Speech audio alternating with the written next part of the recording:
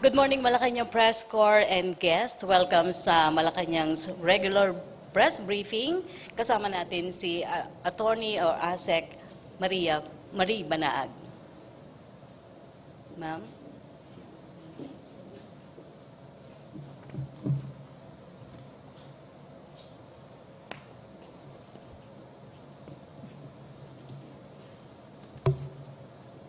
Magandang umaga, Rocky. Magandang umaga po sa ating lahat. Our resource speaker for today is one of the implementers of the Build, Build, Build infrastructure program of the Duterte administration. Public Works and Highways Secretary Mark Villar will give us snapshots of his department's accomplishments during the first year. And this is leading to the SONA and how these projects and programs help in bringing about comfortable life for Filipinos.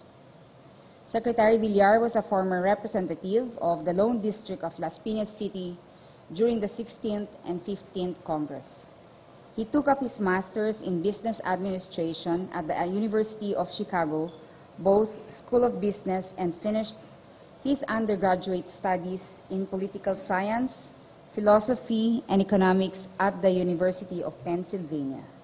Ladies and gentlemen, of the Malacanang Press Corps, let us welcome Secretary Mark Villar.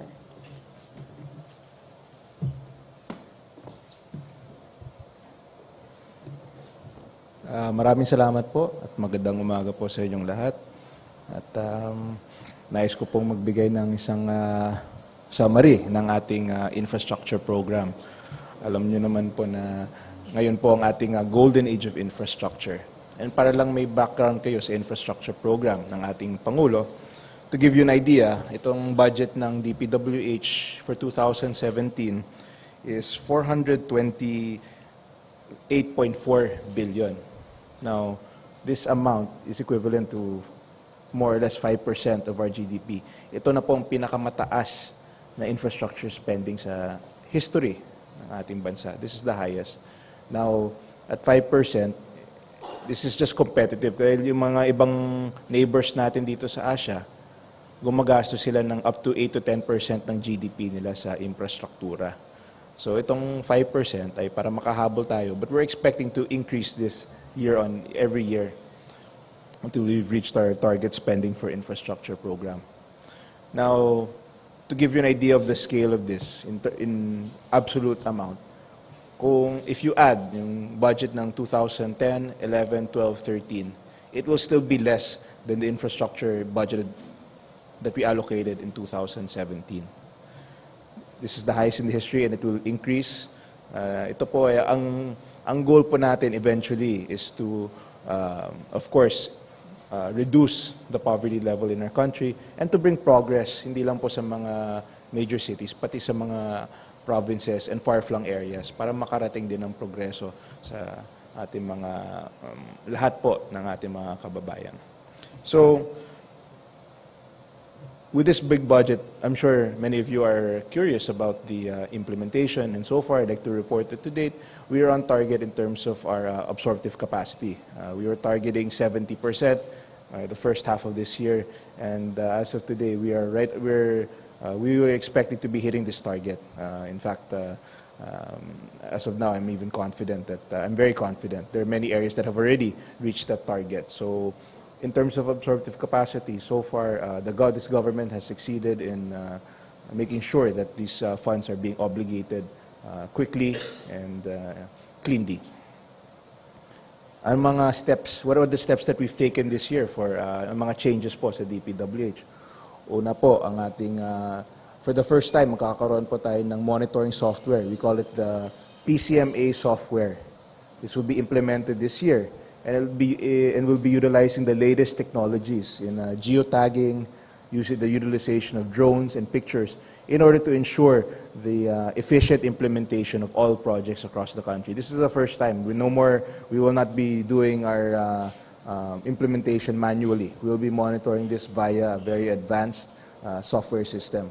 And we expect this to significantly reduce, if not eliminate, corruption, potential corruption in the department. And of course, we've instituted task forces for all our right-of-way.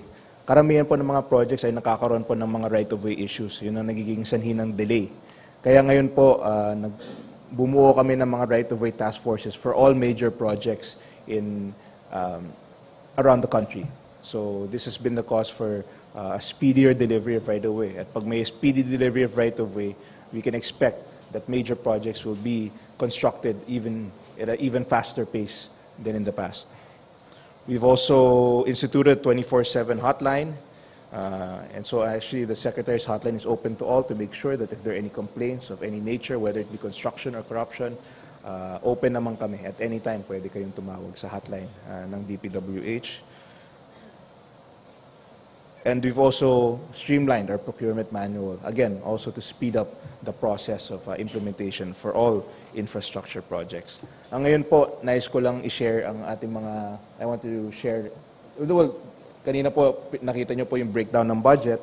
We've allocated 107.8 billion pesos sa traffic decongestion. Ang nawawala po araw-araw dahil sa traffic is 2.4 billion. So we feel that itong investment sa traffic decongestion will significantly minimize traffic across the country. This includes this year the construction of more than 200 bypass roads across the country. By far the most ambitious traffic decongestion program in the history of our country. And ito po ay pangako po ni Presidente that he wants to decongest the whole country. And we have our convergence programs. Ito po ay mga programa in conjunction that are in cooperation with our various agencies, yung DTI, of course, with the Department of Tourism. So sila po nag-identify ng mga projects at kami po nag-i-implement. So these are all master plans that were devised by the various departments and their specialties. We have the integrated and seamless transport system. Kasama po ang Mindanao Logistics Network, roads to ports. This is to ensure that the connectivity across the country. We have allocated 95.9 billion. And of course, 104.4 para sa livable, sustainable, and resilient communities. Alam naman natin na malaking problema po ang global warming. And we are one of the most prone to natural disasters. Kaya mag-i-invest po ang gobyerno sa natural disaster prevention. So yun po ang livable, sustainable, and resilient communities. Ngayon po, ito pang, I'd like to share with you ang ating mga major flagship projects that will be implemented during the term of our President. Una po, meron po tayong master plan. Ang tawag po namin sa master plan sa Luzon Spine Expressway Network. This is a collection of 18 major high-speed highways that will connect the most northern part of Luzon to the most southern part. This is from Bicol to as far as La Union and possibly up to Ilocos. So you can see what comprises this. We have the TIPILEX, the SITEX, the NLEX. To be connected, makakaroon po tayo ng bypass sa Metro Manila, yung NLEX SX connector at yung Skyway. So kukonect yan sa SLEX, which will connect to StarToll, which will connect to TR4, which will be groundbreaking this year, which will connect to the Quezon-Bicol Expressway. Pag natapos po itong network, you can go from Bicol to La Union in less than 12 hours. All these roads, we're targeting to finish bago po matapos ang term ni Presidente. That's the Luzon Spine Network. Included there, like we said, the TIPILEX, which is at this point, we are currently constructing, the next exit which will be open is the Poso Rubio exit sa TIPILEX. So, continue. Plaridel Bypass Road, which we're also scheduled to finish by this year. And next year, sisimulan na namin yung widening ng Plaridel Bypass. This is a major project that's designed to decongest also, to serve as a decongestion for the Central Luzon. Yung NX Harbor Link, we're scheduled to deliver this by this year. Pag natapos po to, lahat ng trucks na galing sa port, pwede na pong dumiretso sa NLEX, hindi na kailangan dumaan sa Metro Manila. Didiretso na po sila from R10, which is in the harbor. So, ito po yung binanggit ko kanina, yung NLEX SX Connector Road, which was already awarded to the Metro Pacific Group. And at this point, we're already acquiring, meron na pong right-of-way task force. And they're already acquiring the right-of-way for this project. Nai-Expressway, tapos na po. But at this point, we're also looking at various options. Baka ma-extend po yung Nai-Expressway so that there'll be more, magkaroon po ng mas maraming solutions, traffic solutions. So, pwede pa natin i-expand at least certain areas. Halimbawa, itong papuntang Fort, papuntang Parañaque, papuntang Las Piñas. We're currently studying various extensions for the Nai-Expressway. Yung Calax, just recently we've begun civil works for Calax. We've already acquired 50% of the right-of-way for the Cavite-Laguna Expressway, and the work is on time, and we're expecting to be finished with this in the next 2 years. R10, ito po ay just recently ay na-clear po. Dito po dadaan ng mga trucks and it will connect sa Harbor Link. So just recently, after many decades, we were able to clear this R10, which is a 12-lane highway, which is crossing the pier. At ngayon po, this is in preparation po para sa Harbor Link. At pag natapos po to, we can expect that the EDSA and C5 will significantly be decongested. This is a project also that was started under this administration. Ito po yung Laguna Lake Highway, also known as Dyke Road, C6 Dyke Road. So yung mga taga-Taytay, this is a bypass road also. So yung mga taga-Taytay, pwede nang dumiretso sa Bikutan from using this formerly a 2-lane road, which will now be a 4-lane highway, high-standard highway, with a bike lane overlooking Laguna Lake. So this is under construction now, and will be finished by this year. Quezon Bridge, ito po ay kasama po sa resiliency program. Of course, dahil medyo prone tayo sa earthquakes, meron pa tayong resiliency program. Kasama po, ito natapos na po ang Quezon Bridge. Ito po isang example of what we intend to do with all major national bridges to preserve the safety of the users of this bridge. So this is the Quezon Bridge, which was just recently rehabilitated to make sure that it's rated for earthquake, for seismic rated. And of course, ito po, kasama po sa bridge program across Pasig River. Our first bridge program, which will already be starting this year. It's already been awarded and will be groundbreaking soon. Ito po yung Bonifacio Ortigas Center Link Bridge, which will come from Bonifacio Global City and will land in Brixton in Ortigas Center. This is ready for implementation already. So we'll be starting this very soon. Ito po, in-inspect ko po kahapon. Ito po ay grant. Ito po ay isang bridge that was given to us by the Chinese government. Nag-commit po sila ng $70 million for 2 bridges across Pasig River.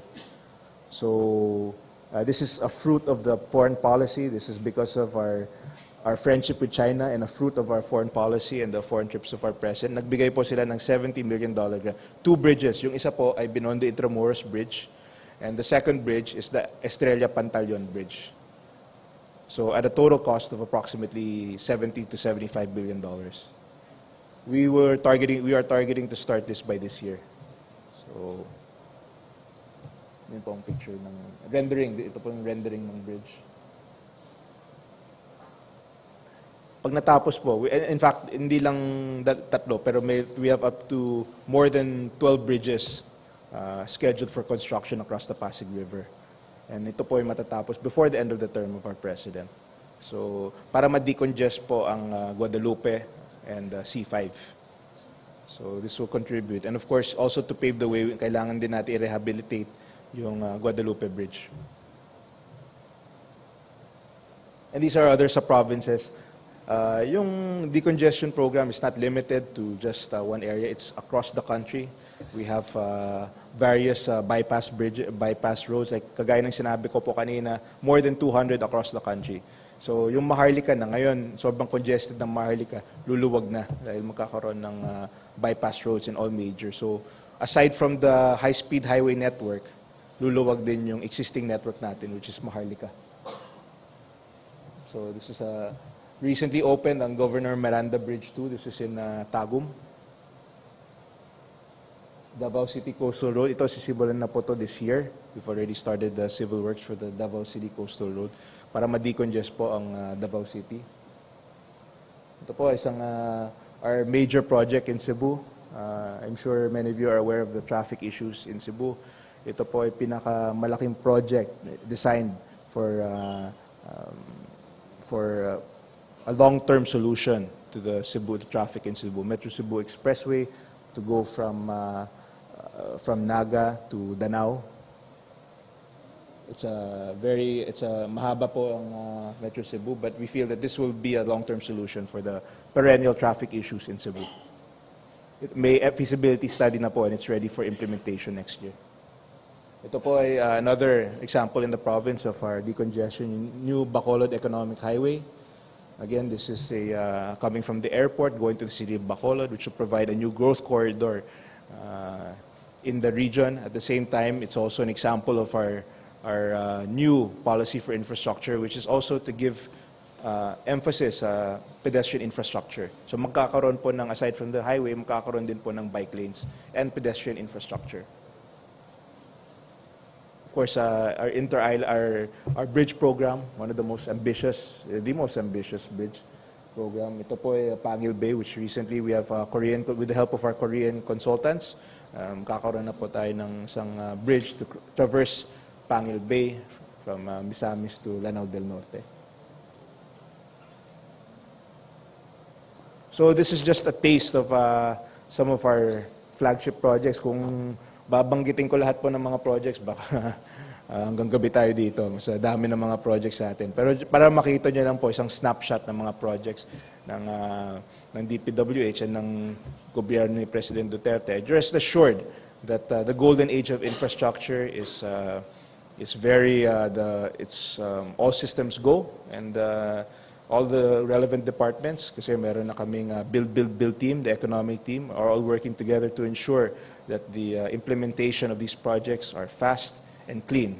And this is the desire of our President, to make sure that all these projects are implemented at the quickest possible time with no corruption. So again, maraming salamat po sa inyong lahat, and thank you for the opportunity to share with you our programs for the DPWH. Okay, questions for Secretary Villar. Dexter Ganibe, DZMM. Sec, good morning po.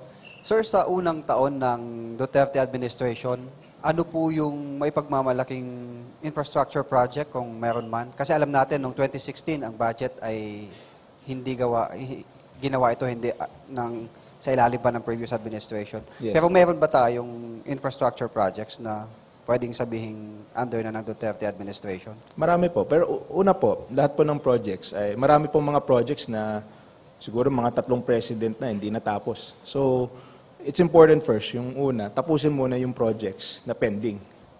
So, marami kaming projects na natapos na. At marami din tayong mga projects na nasimulan ng ating this year.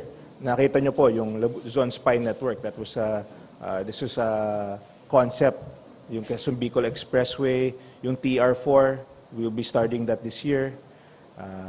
Yung Laguna Lake Highway po, that was started under the term of the President. There are marami pong projects pending at new projects. Yung 200 bypass roads that we've conceptualized.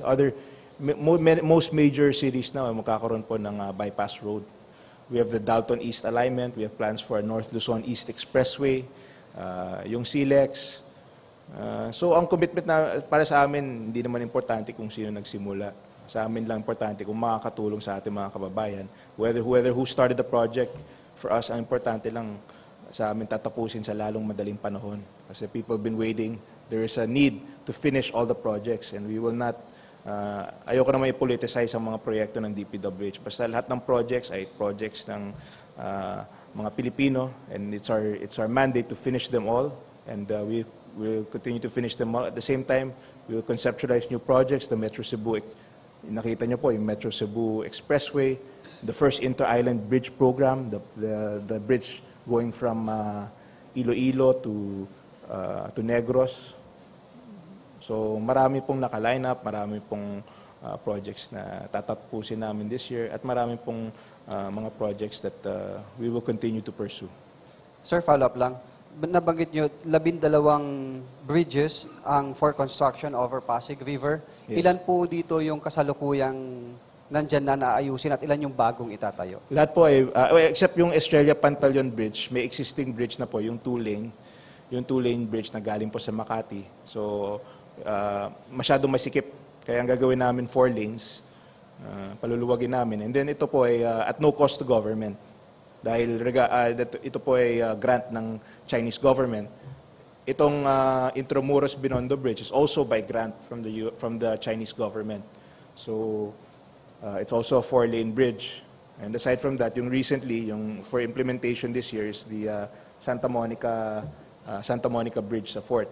This bridge program is conceptualized under the term of our president and will be implemented under the term, and we'll finish this during the term of President Duterte. So bali tatlo, sir, yung binabanggit yung bago? Ito po yung sisimulan na ngayon. Sisimulan Pero na yun, we are expecting to finish up to more than 12 bridges across Pasig River in the next yung iba siguro will start by next year. But these are the ones that will start this year. Thank you. Okay, Benji Liwanag, DCBB.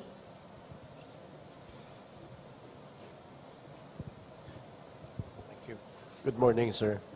Sir, isa dun sa focal point ng EDSA is the Guadalupe Bridge.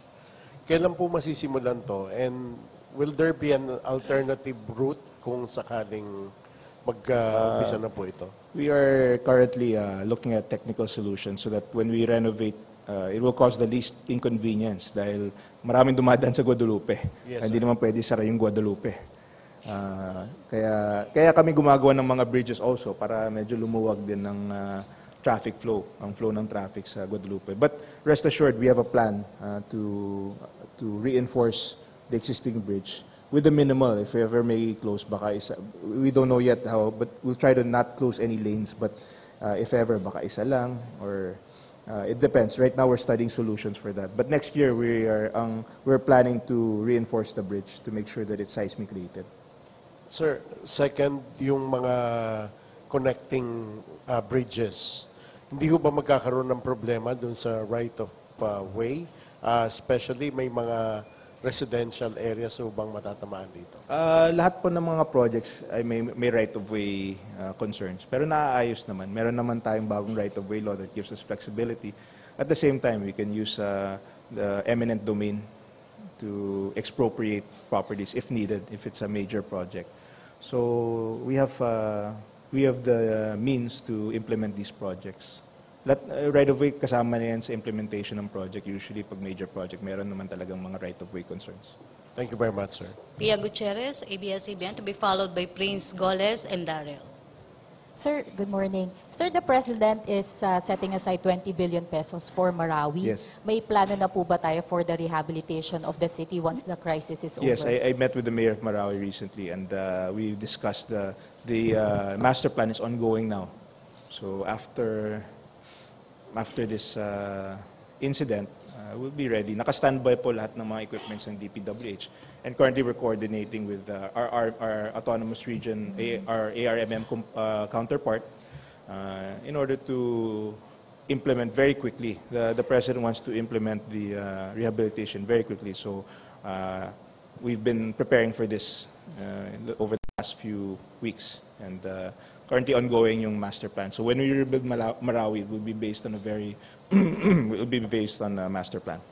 Sir, could you give us details sa master plan? If ever, sir, ano yung magiging priority? Well, it's natin? ongoing, so I don't want to preempt the final version. So, but definitely it will be. It was done by experts, and it will be utilizing all the latest in terms of urban planning. In terms of urban planning, it will be very. It'll be very efficient, and I'm sure it will be an improvement also. May binigay po ba, sir, na target si President Duterte kung how long gagawin yung mga rehabilitation projects natin, sir, inside Marawi? Well, with rehabilitation efforts, we have a short to medium, and then there's of course the long term. Of course, certain projects hindi naman matatapos kaagad-agad, but importante lang may plano. I think the first important step is may plano na. So we're finishing the plans. Pag natapos na po yung plano, we have a short to medium term especially for the evacuees where they can stay. And then in terms of long term, we'll begin immediately. We're ready to mobilize all the resources of all our agencies so that the rehabilitation of Marawi will be done at the soonest possible time. Prince Goles, then Daryl, Laila, and AC. Microphone, please. Sir, Hello.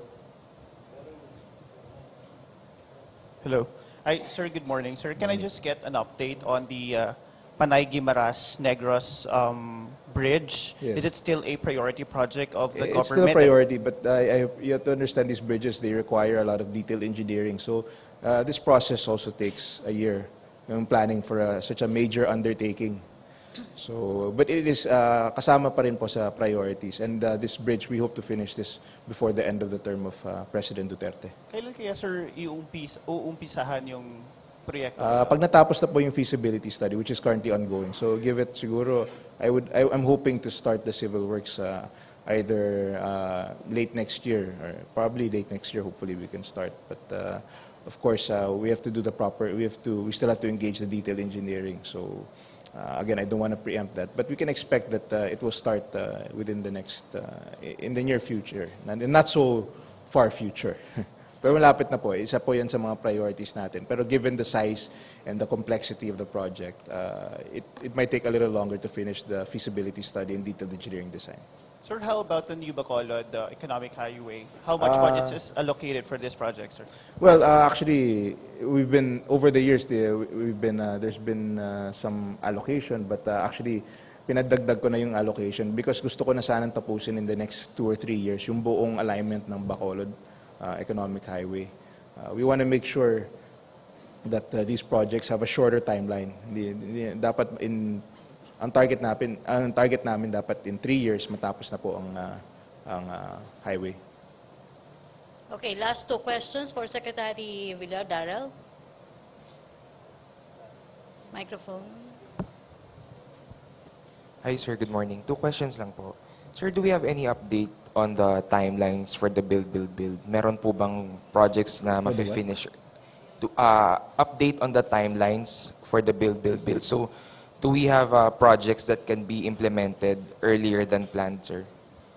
Yes, actually, because of the President's policy and as much as possible to fast-track construction, marami din pong mga projects katulad ng yung Playa del Bypass, which is originally scheduled to 2018, but we're targeting to finish this year by 2017. Many bypass roads we are fast-tracking.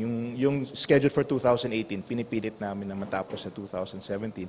Kung meron po kayong mga questions tungkol sa mga projects, pwede nyo rin pwede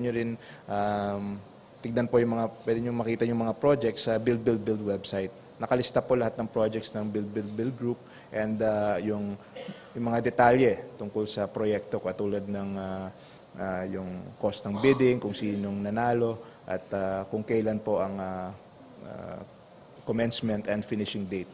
So kasama po yan sa programa namin for transparency. So if you have any questions or if you want to or if you have any questions regarding the projects of the Build, pwede nyo po makita sa website.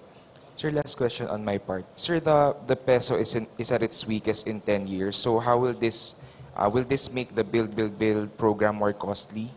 And how will you work around this, sir? May babaguhin ba kayo sa financing schemes? Well, of course, I don't want to preempt the finance department. Kami yung taga-implement. I don't want to preempt their, but I'm sure that the economic team is factored in already. We already foresee the changes in currency, and that's factored in. Of course, a lot of the projects are not necessarily financed from foreign loans. In fact, a majority of this will be sourced locally. So I don't expect it to have a major effect on our projects. And if kung meron man po, I'm sure the Department of Finance is well prepared for this. Thank you, sir. Okay, last 2 questions, AC, and then Tina Mendez.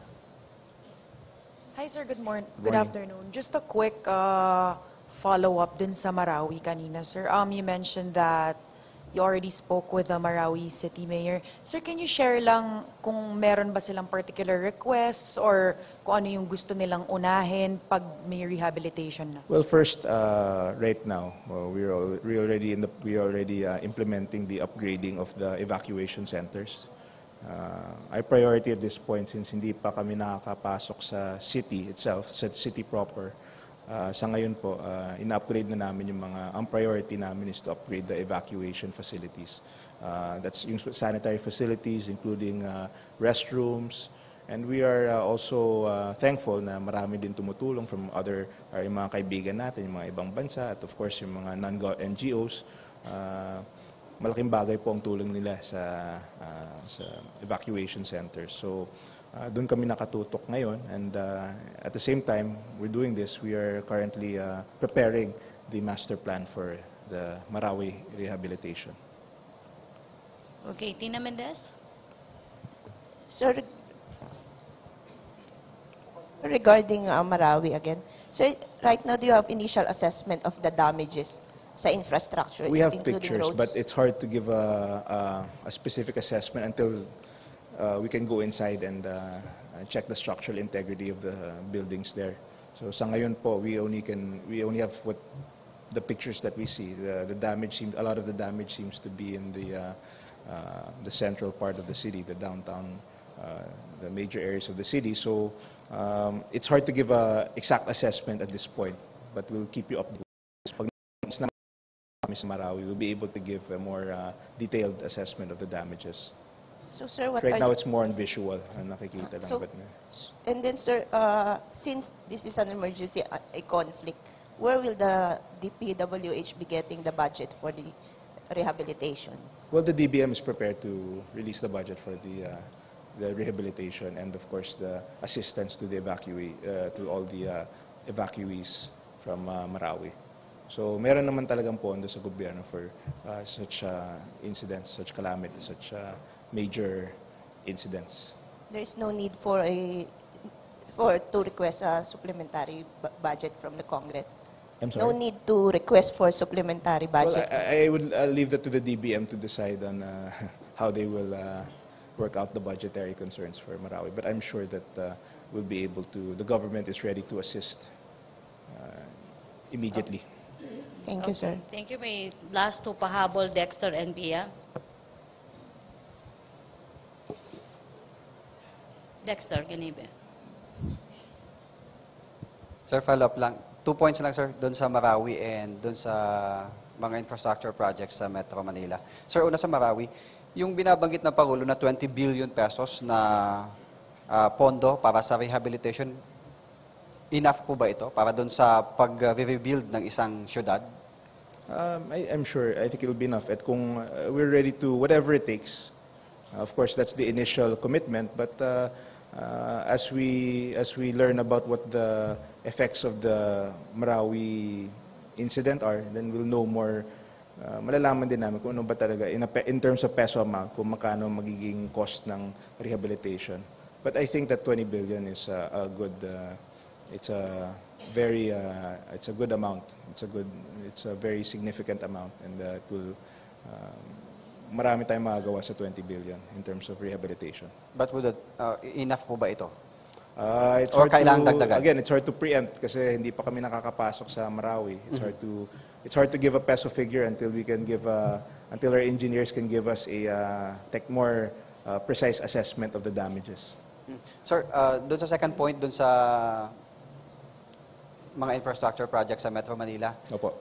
Kasi medyo marami-rami po yun, yung mga bridges na itatayo sa Pasig and then yung other projects. Sir, sa tingin nyo, kailangan pa ba ng emergency power para dyan, para mas mapabilis yung mga projects? Kung makakaroon ng emergency powers, that's okay. But as far as we're concerned, wala naman akong control sa legislative. We will continue doing our jobs and we'll continue to meet our targets regardless of whether or not if we're given additional power, siguro mapapabilis sa mga projects. But either way, we're not going to change our targets. We'll stick to our targets and we'll complete these our commitment is to complete these projects at the soonest possible time. And we stand by that commitment. Okay, thank you, Dexter. Last question, Pia Gutierrez, Sir, ABS-CBN. Apo. Sir, the DSWD has said that they will be building tent cities for affected civilians. Kasama po ba, sir, sa master plan ng DPWH yung pagtatayo ng parang mas stable, mas solid na housing para sa Yes, mga housing is definitely. In fact, even with the tent cities, we'll be assisting them with the basic amenities for the tent city. But of course, that's part of the short term. That's for the next 6 months. In terms of the long term, there is really kasama po sa plan yung, of course, facilities and of course the new areas for civilians and where they can move. So kasama na po sa master plan. Yung So, residential facilities kasama rin po. When you say residential, facilities lang, sir, or bahay na buo na functioning? Well, we have to see to the extent how much has been damaged and how many people we have to give, what kind of assistance they need. So until such time as we can get a firm assessment on the ground, it's hard to give exact numbers. Basta sa amin naman, we're already implementing the short-term plan, and the long-term plan is also ongoing. So rest assured that pag natapos na po itong crisis, ready na po ang gobyerno para ma-rehabilitate ang Marawi sa lalong madaling panahon. Sir, pahabol lang. Kasi the past administration has been criticized over yung mga provisions nila sa housing ng mga affected Yolanda victims. How do we make sure, sir, na hindi ito mangyayari sa mga Marawi residents natin, sir? Well, the President is very clear on this, and he expressed his disappointment in the facilities for Yolanda before. And definitely hindi na po mauulit yung nangyari. Kasi una, important, ang basic po yan yung tubig, kuryente. Kailangan kung saan yung site ng yung resettlement site should be near a water source, should be near an electric source. Basic po yan that's something that hindi na po mauulit. Definitely, we've already seen the mistakes from the past, and we will not repeat them. Okay, thank you, Pia. Thank you, DPWH Secretary Mark Maraming salamat Villar. po. Assistant Secretary Marie Banag.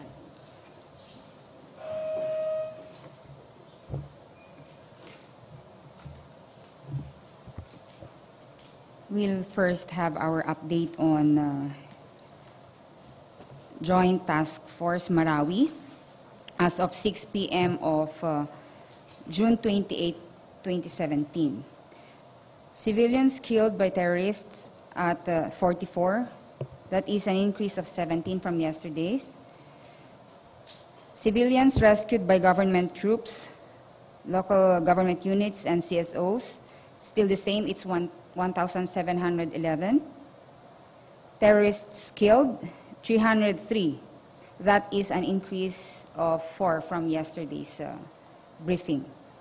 And the recovered firearms from terrorists now at 362 from 358.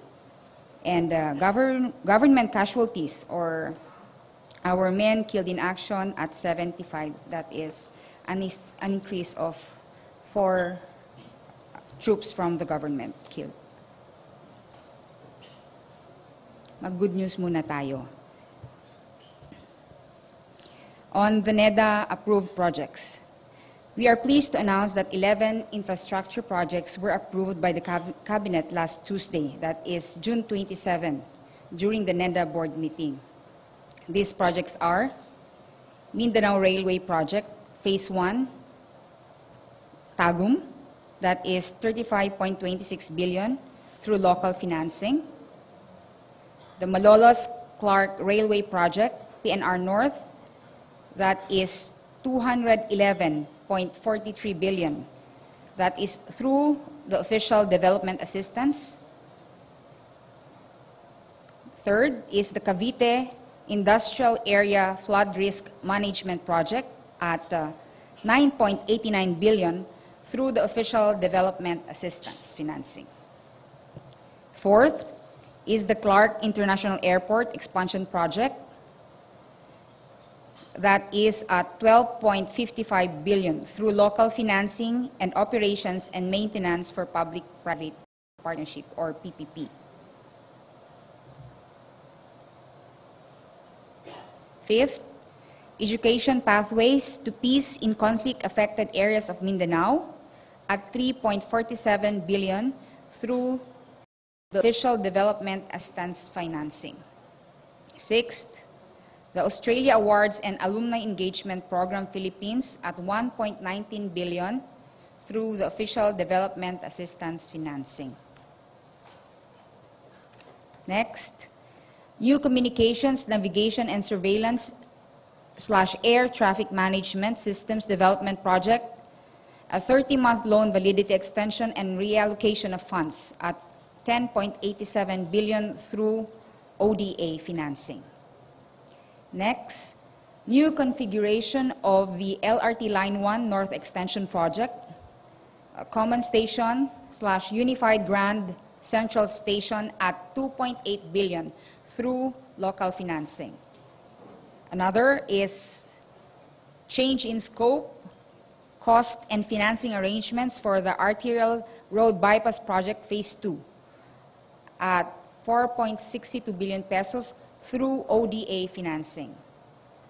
And next, change in financing of the new Centennial Water Source Kaliwa Dam project at 10.86 billion through ODA financing. And last but not the least, project approval and change in financing of Chico River Pump Irrigation Project at 2.7 billion through official development assistance financing. The approval for the Davao Sasa Port modernization, however, was remanded to Department of Transportation or the DOTR. The proponent agency, as this was since it is the recommended action by the ICC for approval. The NEDA board confirmed the ICC approval to revoke the previous NEDA board approval of the Davao Sasa Port modernization project.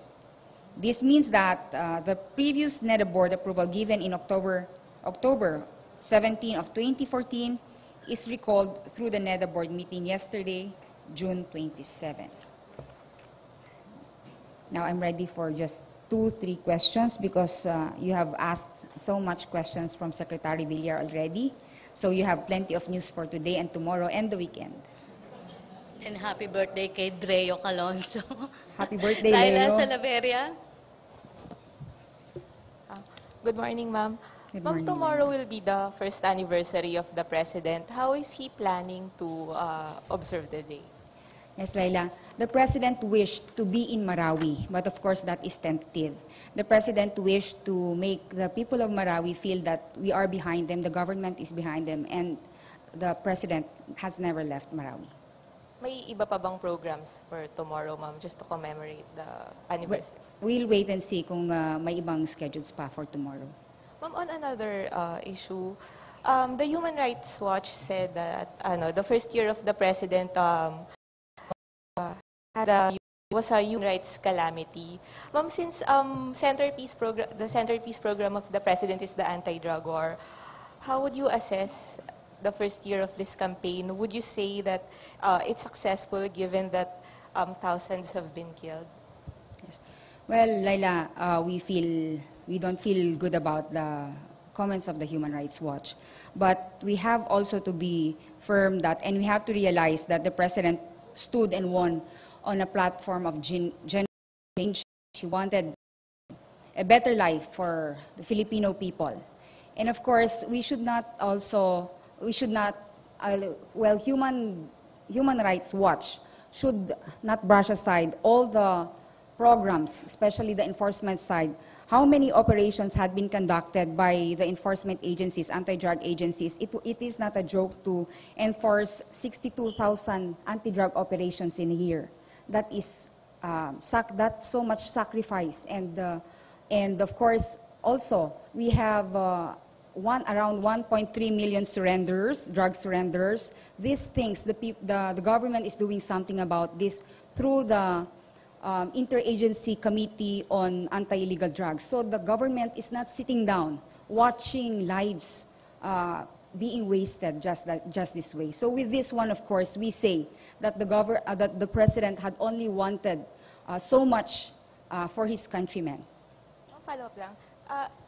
Sabi ng presidente, the extremists, the terrorists in Marawi had used the drug trade to amass funds. Given this, ma'am, how successful would you say the anti-drug campaign has been? Okay, it is up for our people to assess how they see it. But then, insofar as government, with the government, and us who are working with the enforcement side on the anti-illegal drug campaign, with the confiscated laboratory equipment, Shabu, at around 18 billion for a year, that is so much. And of course, they cannot do it all at one time. In as much as they wanted to, they could not practically cope up with it. And as we always say, the government is not sitting down. They are working so hard. They're risking their lives, their limbs, to be able to hopefully give a better lives for the next generation of Filipinos. Okay, Thank you. I think that's three. That's three for Thank you, Laila. Laila. Last question, Tina Mendez, Philippine Star. Microphone. Good morning again, ma'am. Good morning. Sir, in yesterday's event sa Clark, Chinese Ambassador Jinhua said that China is open or is hoping that the China and Philippines will have joint military training, intelligence gathering, and in relation to the fight against terrorism. What is the palace reaction on this, and how is this affecting the Philippines' mutual defense treaty with the United States? Well, with whatever that the relationship of China and the Philippines, it has improved during the president's time. And of course, for the Philippines, the president had been very vocal about this, that the Philippines wanted to engage with China not only on economics and trade, but also in security and defense, if and when. And of course, we welcome whatever assistance that the Chinese government can provide, and we cannot comment yet on how this would affect, because it's not yet there, insofar as the treaties with the United States is concerned. Thank you. Thank you, Tina. Thank you, Assistant Secretary Marie Banag. Thank you, Thank you, everyone. DPWH Thank you, Secretary Mark Mark Villar. Villar. Thank you, Malacanang Press Corps. Back to our main studio sa Thank you, Radyo Rocky. Pilipinas and PTV. Thank you, ASEC. Sir, thank you.